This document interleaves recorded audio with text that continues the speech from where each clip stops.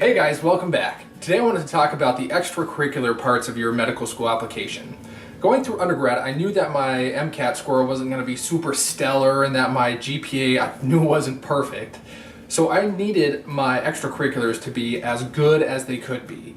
Going through different medical school admissions websites and then talking to a few different members of medical school admissions committee members, I found that there's a certain trend in the application world for doing certain extracurriculars. And I hope this trend that I find will be helpful for you. So it's been my experience that there are 5 things that the admissions committee wants to see on your application.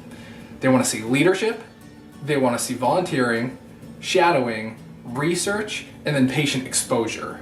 I'll talk about each of these more in depth in a later video, but with these 5 things, unless you have like a perfect GPA or genius MCAT score, then you're probably going to want to have these 5 things.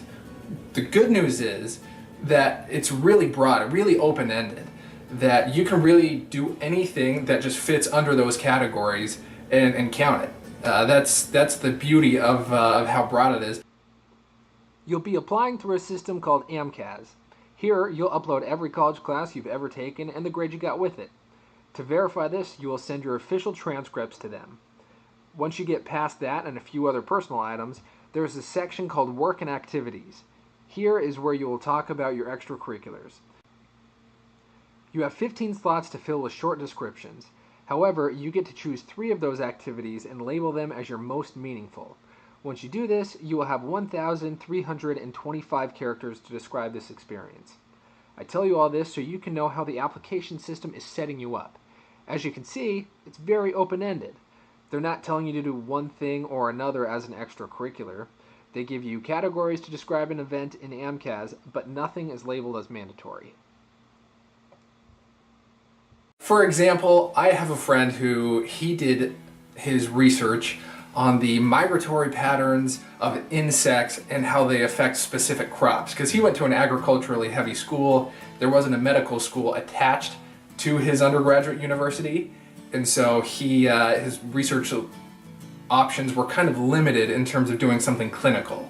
I really recommend having some form of all 5 of these on your application. I've heard some pre-meds say, well, I've got a lot of shadowing experience, so I don't really need to do a whole lot of research because that makes up for it. And I wish that were true, but I'm not sure that it is. They ended up applying through multiple cycles and eventually got in, and I'm not saying that's the reason why. I know it just didn't help them, though, that they were missing one of these key aspects of their application.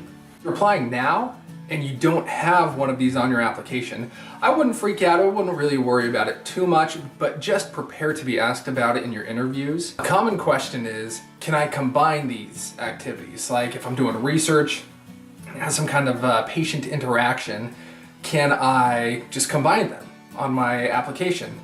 Well, I don't think there's any harm in doing that, but on your application, as I talked about earlier, you only have 15 spots and very limited space to talk about those unless you make it one of your most meaningful experiences. You're really not going to have that much space to talk about your experience and give them an actual picture of what it looked like and what you learned from the experience.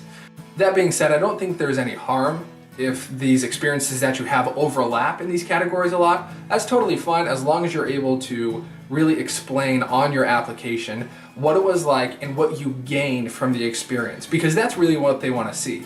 They want to see how you are learning as a person and how you will fit in their medical school and learn from the experiences that they'll provide for you at that school. Thanks for watching, and stay tuned for the next videos where I go in depth about each one of these 5 topics.